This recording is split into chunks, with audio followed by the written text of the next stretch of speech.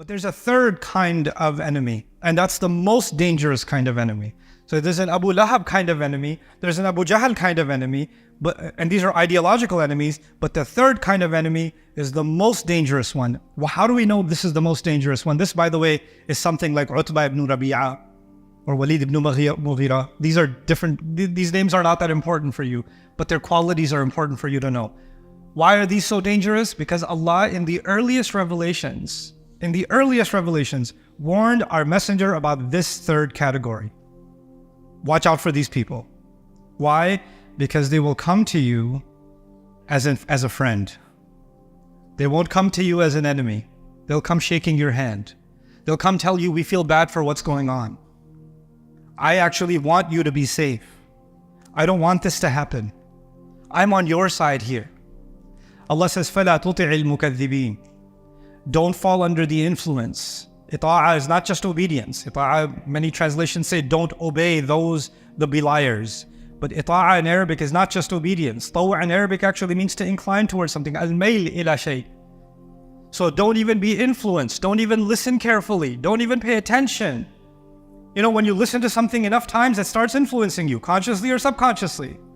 Rasulullah ﷺ is being told, these people are very influential. Don't take any influence from them. Don't take anything they say and let it sit in your mind. These are mukaththibeen through and through. Mukaththibeen means they think you're a liar. Whatever they say from their mouth is not important.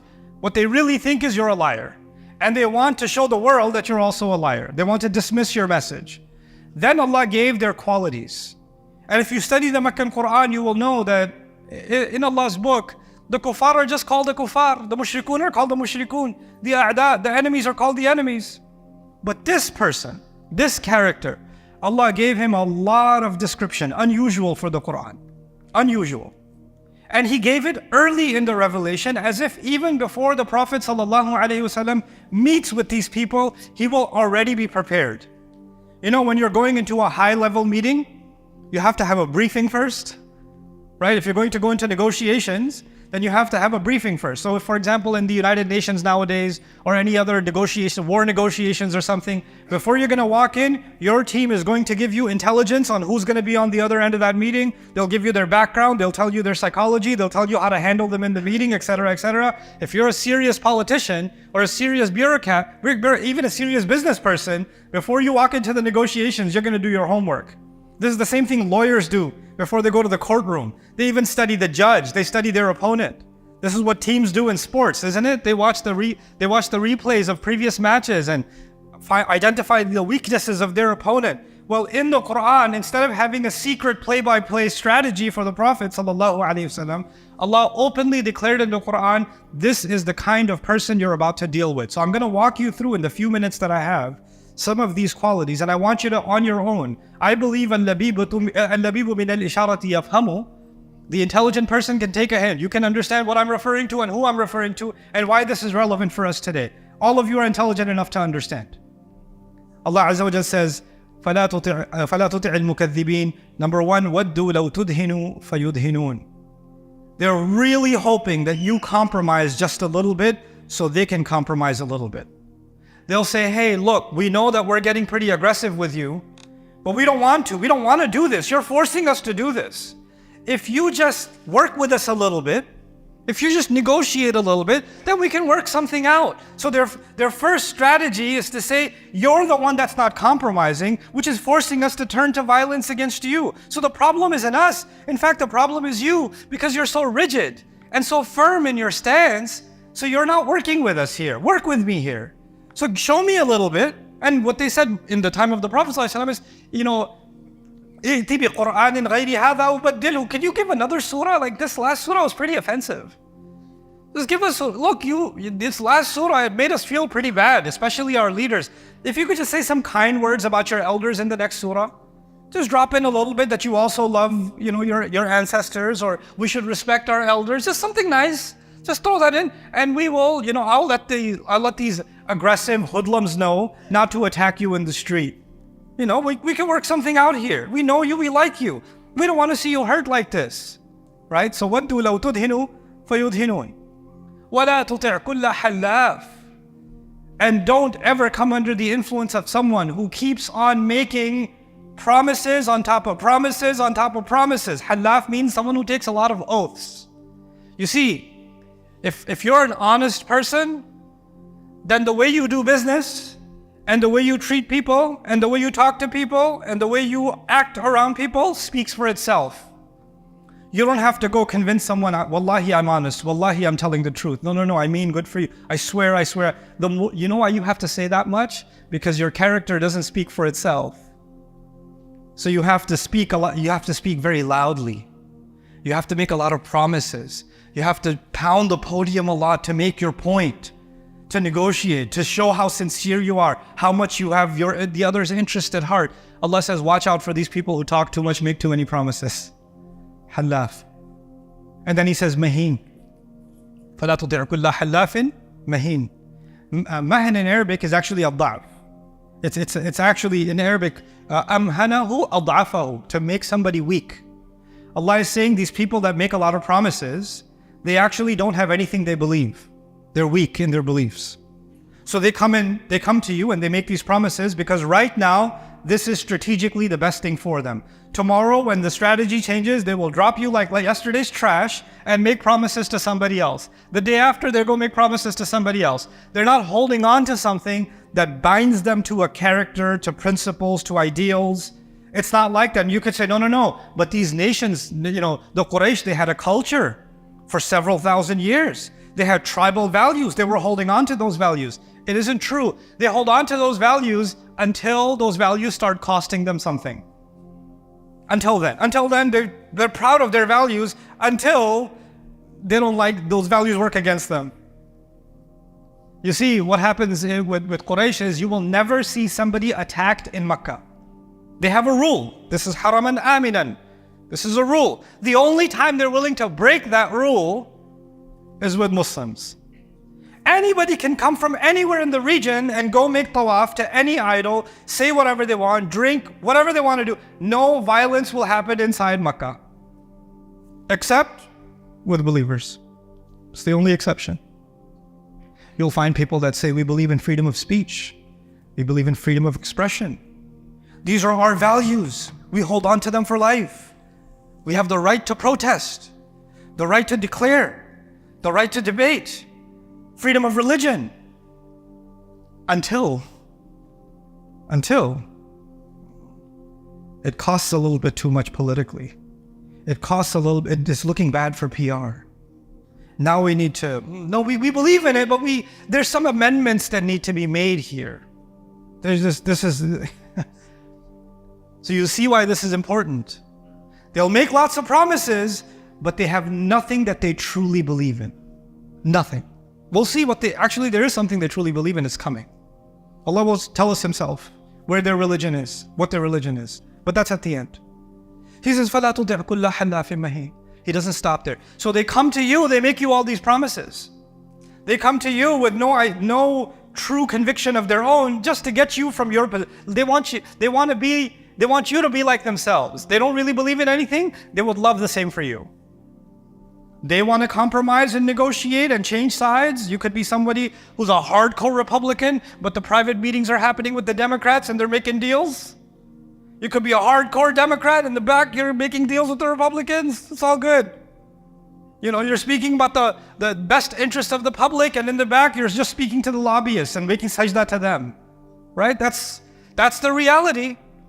So they're hoping that they think you're just like them, a crook like them. So they think you'll negotiate, you'll play ball like they play ball. But Allah even told His Messenger sallallahu alaihi wasallam, the reason you can never work with these people, you can never play this game, is because before all of this, what did Allah say about His Messenger alayhi salatu wasalam in Surat-ul-Qalam? He said, وَإِنَّكَ لَعَلَى خُلُقٍ عَظِيمٍ. You are committed to a great character. You don't compromise. You have principles. You don't budge. Okay, so this is how they are with you when they speak to you. What do they do behind your back after they're done making promises to you and offering you safety? They leave Hammaz. Now they start spreading slander against you, attacks against you. Hams in Arabic is actually when the arrow pierces the skin and gets inside and gets hooked inside. And when you're trying to pull the arrow out, it rips the skin. The idea of many of you know the surah وَيْلٌ لِكُلِّ هُمَزَةٍ لُمَزَةٍ, right? And the hamazat is shaitan, for example. A hamiz is someone, or a hamaz is someone who knows exactly what kind of attack to make behind someone's back that will have an effect.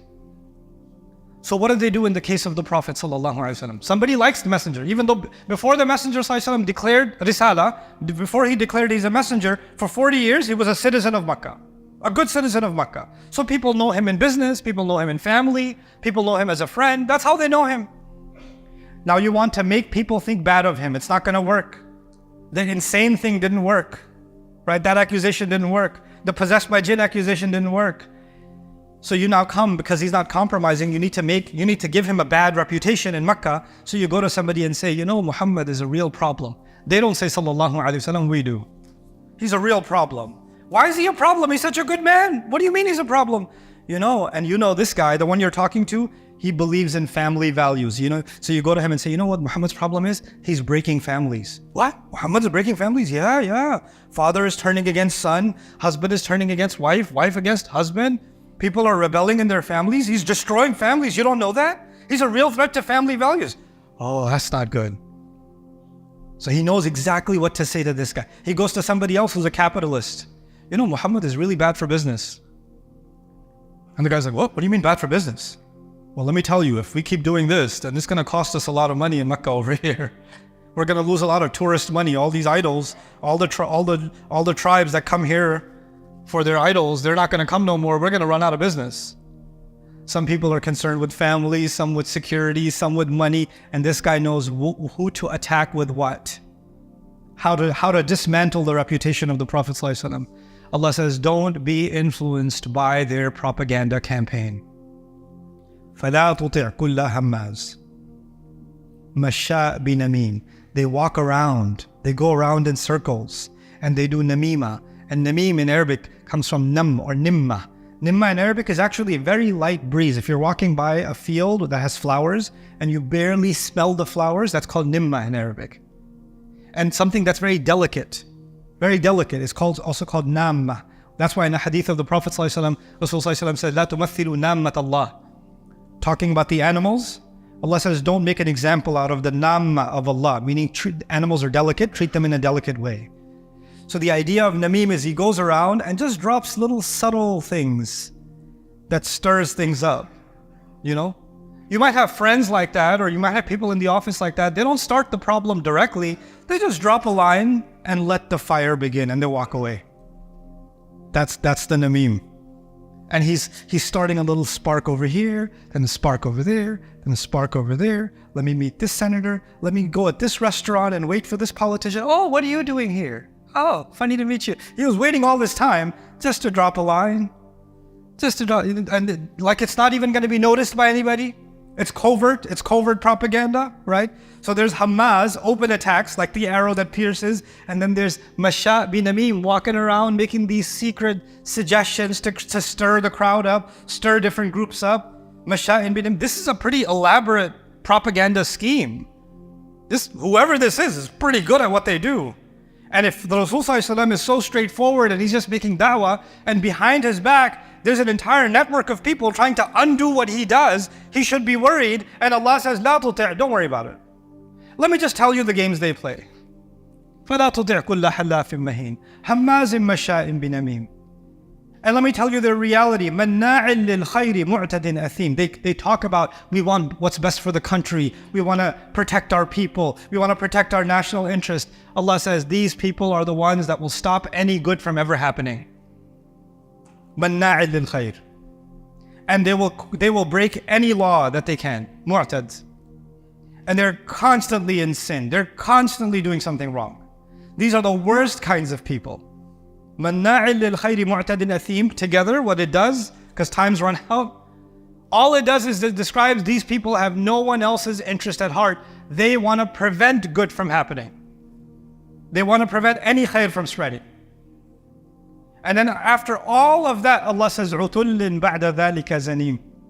Utla in Arabic is piece of land that's cut out or dug out. If you dig a hole in your backyard, you're trying to make a swimming pool or something, and there's a pile of dirt separate from that. Now that dirt has been separated from the rest of the soil, that's a utla. A person who's utul is he sees himself separate from everybody else. Everybody else is insects. Everybody else is cattle. Everybody else is just numbers and statistics. The people that matter is me and my circle over here. These are the people that matter. Everybody else can, whatever happens with them, happens with them.